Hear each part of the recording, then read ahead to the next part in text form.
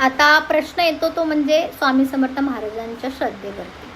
तर मी आता माझं एक मत मांडणार आहे, ते म्हणजे स्वामी म्हणा किंवा जो कोण कुठल्या देवाला मानत असेल तर मानणं म्हणजे देवांना मानणं, आस्तिक भावना असणं साहजिक आहे, असावी.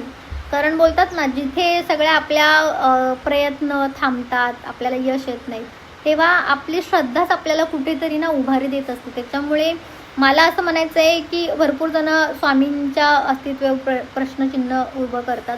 तर मला असं म्हणायचं आहे की एखाद्या माणसाला जर दगडामध्ये देव दिसत असेल ना, तर दिसू द्यात. कारण तू कुठेतरी त्या दगडामध्ये सुद्धा देव शोधतो आणि स्वतःला उभं करून पुन्हा आयुष्य जगत असतो. कुठेतरी त्या दगडामध्ये देव आहे असं समजून. त्यामुळे तुम्ही आम्ही कोण नाही आहेत की तो दगड आहे असं सांगायला, ठीक आहे.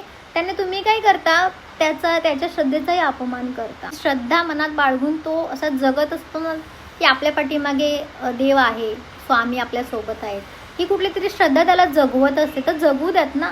तुम्ही आम्ही कोण आहे त्याला सांगायला की अरे नाही आहे, ठीक आहे. त्याला जे वाटतंय, त्याला जसं त्याचं श्रद्धा जसं आहे तसं तो त्या परीने चालणार आणि चालू द्यात.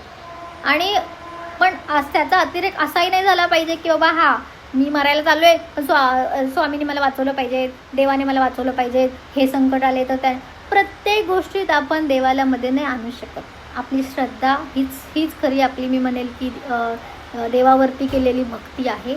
आपण विश्वास ठेवणं हीच आपली भक्ती आहे.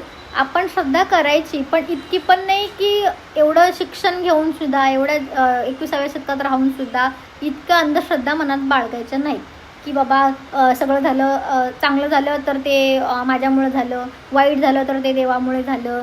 ह्या विचारसरणी असतात ना माणसाच्या, जे काय केलं समजा चुकीचे निर्णय आपले असतात, आपण जिम्मेदार आहोत सगळ्या गोष्टींना.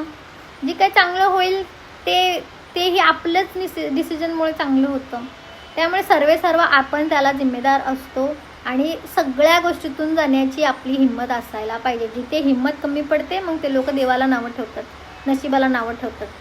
ज्यांच्या मनगटात ताकद नसते असं बोलतात ना, मग ते कुठेतरी माणसाला हीच एक घाण सवय असते की त्याला ना कुठल्याही गोष्टीचं खापर फोडायची एक सवय असते. ती म्हणजे ह्याला पकड नाही तर त्याला पकड, की बाबा बायकोमुळे माझा संसार नीट होत नाही, झालं नवऱ्याने हात वर केले. संसार करण्यासाठी जितकी बायको जिम्मेदार असते तितकाच नवराही जिम्मेदार असतो. पण नाही, घरातली एक स्त्री महत्त्वाची. अरे पण ती स्त्री पण तेव्हाच नीट वागेल जेव्हा तो पुरुष नीट असेल. माझ्यामुळे जे काय करायचं आहे, माझ्यामुळे मी सहन करेल, उद्या काय असेल जे काय सहन करायचं असेल तर माझ्यामध्ये ताकद असेल तर मी निर्णय घेईल. या क्षमतेने सगळेजण माणसं चांगले पुढे निर्णय घेऊ शकतील, नाहीतर नाही.